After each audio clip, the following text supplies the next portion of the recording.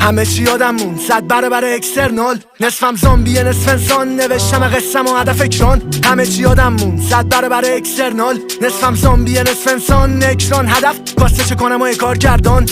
تمرکز رو حرفام میمونم پا حرفام، بگو استارت رپ استار رپ استار. تمرکز رو حرفام میمونم پا حرفام، رپ استار رپ استار.